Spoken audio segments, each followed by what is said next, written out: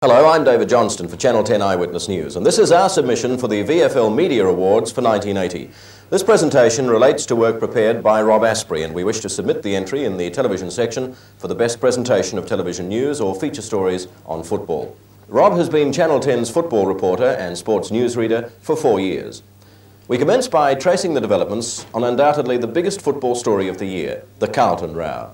From the time the story first broke, Rob worked continuously covering every aspect.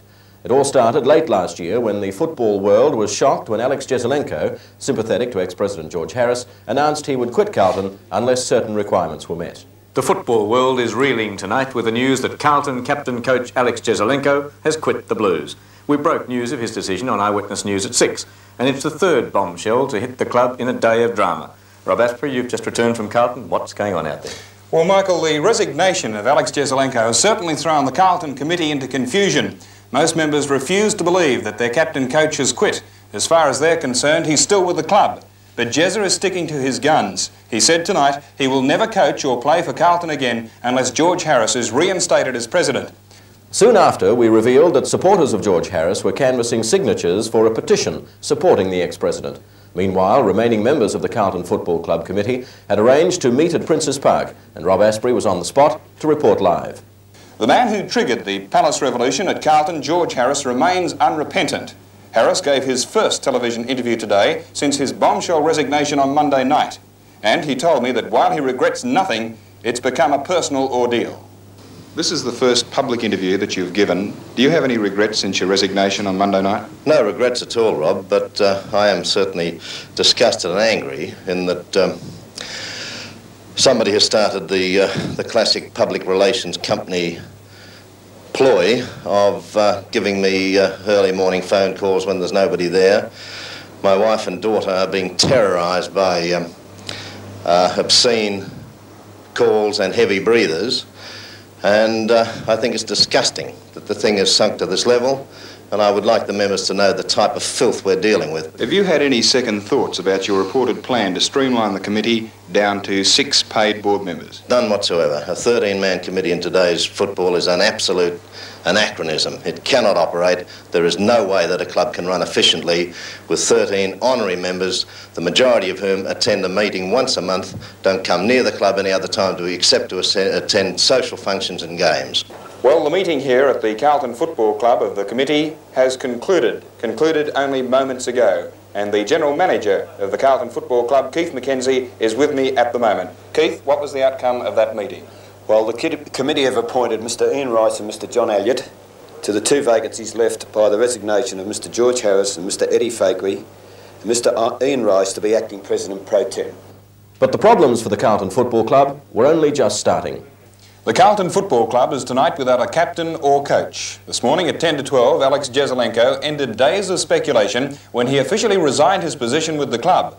But before he did, Carlton's new acting president, former Melbourne City Councillor Ian Rice, called a news conference where he made it clear that he believed Jezza would lead the Blues next year. Jezza is an outstanding football player, an outstanding Carlton man, and I'm very optimistic as a bloke who's concerned about the club that Jezza will be out there leading us in 1980. I disagree. Jesaulenko is about to hand in his resignation officially. What have you got to say to that? I'll wait and see. What will your reaction be? I'll tell you when it happens, if it happens. What will the club's reaction be?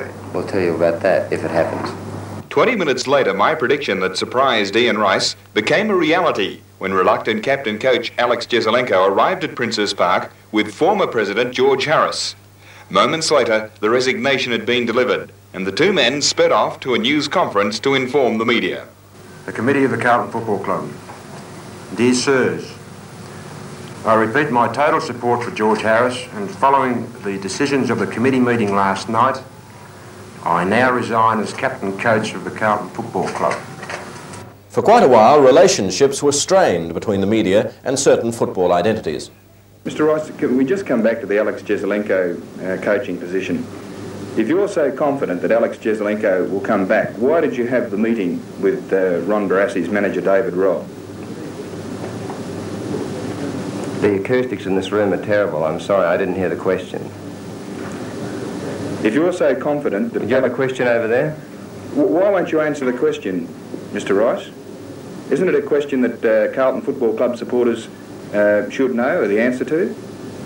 I'm sorry, repeat the question, I didn't hear it. If you're so confident that Alex Jesaulenko will come back to the club, why did you have the meeting with Ron Barassi's manager David Robb? What meeting with David Robb? You had a meeting with David Robb. When and where did I have a meeting with David Robb? You had a meeting with, I can give you the exact date and the exact time, but you had a meeting with David Robb. Do you deny that you've had a meeting with David Robb in the last week? Now, you've told me I had a meeting with David Robb. I'd like you to tell me where and when I had that meeting. Well, I can do that. All right, when you can, let me know. Otherwise, don't speculate. Do you deny that you've had a meeting with David Robb? You put the question the other way around and you tell me the facts and I'll answer them. Don't speculate. A few minutes later, I was able to answer Mr. Rice's challenge. The date was December the 11th, Nehru House at your office in the afternoon.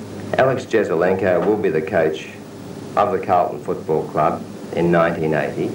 I say that because of recent discussions that have taken place with Jezza. I believe the position with Jezza is a difficult one for him to resolve immediately. You're not answering the question, The fact that the club is making continuing efforts to secure his services makes me very confident that Jezza will be leading the team in 1980. Do you want to answer my question or not? It was then a silent Ian Rice, but it is fair to say that meeting was confidential. There were many more shots still to be fired in the civil war at Carlton. The pro-Harris petition realised over 1,000 signatures, and when the time came to present it, there were a lot of people in the dark, as Rob found out. Have you any indication what is about to happen here at Carlton Football Ground? No, not at the moment, Robert. No, we haven't. Have you got news for me? Yes, I have. The petition supporting George Harris is about to be presented here at the Carlton Football Club, almost immediately. Is it? Well, as far as I'm concerned, at the moment it hasn't arrived, as far as I know, anyway. Moments later, the prediction proved correct. 2 cars arrived, one carrying George Harris, Jack Haskett and Barry Berkovich. The other, Alex Jesaulenko and David Allen. Berkovich and Haskett went straight inside carrying a parcel. The committee may be going to rely on a legal technicality to avoid calling the meeting. If this is the case, I am delighted, because if they are going to use mechanisms like that, it must mean that they're very worried about the outcome. But I want to assure the members of the Carlton Football Club that irrespective of what the committee may do, there will be a meeting. This matter will be resolved by the members, and Jezza, David and I will have the opportunity to put the facts before the members, not insinuations, not innuendos, but facts backed by records and by definite information. Is Jezza still fully supporting you? Is Jezza still supporting you? Is a petition the only way? That's something you can ask him, but I think you will find he is completely. There's nothing that's happened that's changed my mind, Rob. I'm very glad that this petition has been put in today, and finally I'm still behind George 100%.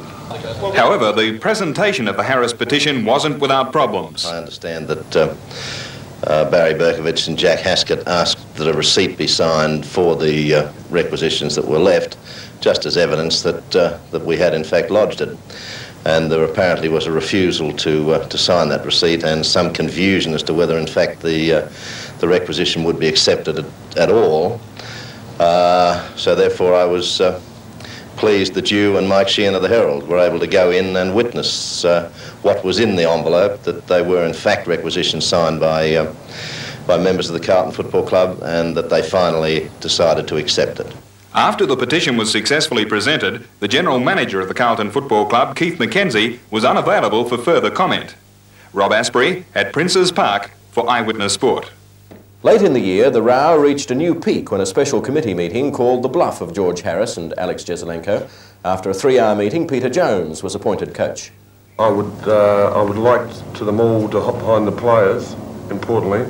Most importantly, hop behind the players and me and the club, and really help us this year, because I think we need some help, a little bit of help from the supporters.